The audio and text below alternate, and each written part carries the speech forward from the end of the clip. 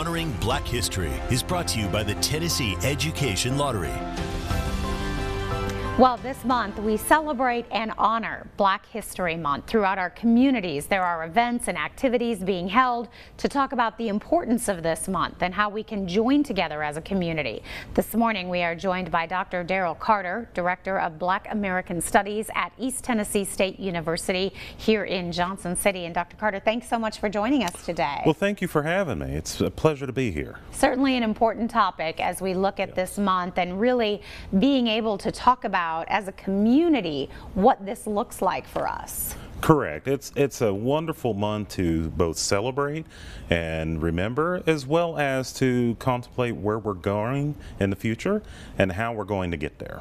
And it does seem like on a community level, a lot of our different communities throughout our region are really trying to pull together different events and activities and give people ways to honor Black History Month. Correct. I don't think it should be a shock considering all the things that have been happening nationwide over the last 20 years, but there has been an absolute improvement in terms of engagement, planning, activities, the seriousness with which community members and partners and individuals have come together to celebrate this particular month, and also remember that it's not just about one month, it's about all year round, and it's about the American people as a whole. Yeah, so that's some good news there. Yeah. On a collegiate level, where you are, how important is that in your day-to-day with your students that you're really preparing them for tomorrow? Well, that's a great question. I will tell you that we are highly engaged in preparing the students for the future.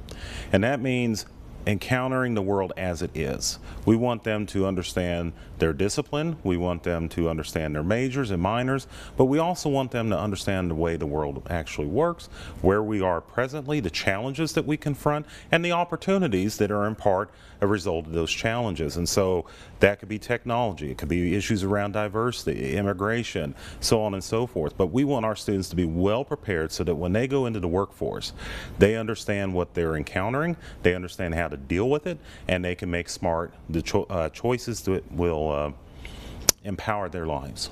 I would imagine too throughout the year in some of the different classes you have some really interesting discussions amongst your students. We do, and our students are so smart, and they come from a variety of backgrounds with different ideas on all kinds of matters of public concern. And so it is fascinating to me to engage our students and to listen to not only their own life stories, but how they view contemporary events, how they view issues surrounding race relations or Black Americans or immigration or any of the other issues that we're currently debating as a nation.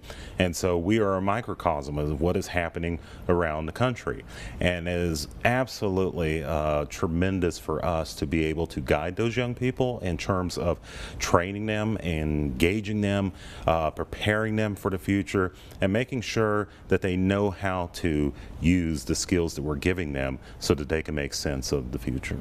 And I think too, as a community, having ETSU here in our backyard, it sort of sets us up for a better opportunity as families and communities to take advantage of that knowledge that's out there and sort of move our community in the right direction. We have nearly 14,000 students here on the campus of East Tennessee State University, and we are absolutely committed to regional uplift. We are passionate about this region, about the Appalachian Highlands. We're passionate about the people that we serve, and we want to be a constructive, positive partner and force for both economic and workforce development, but also for the growth of the region as a whole. So that when people talk about us, they talk about us in glowing terms as a servant leader in the community.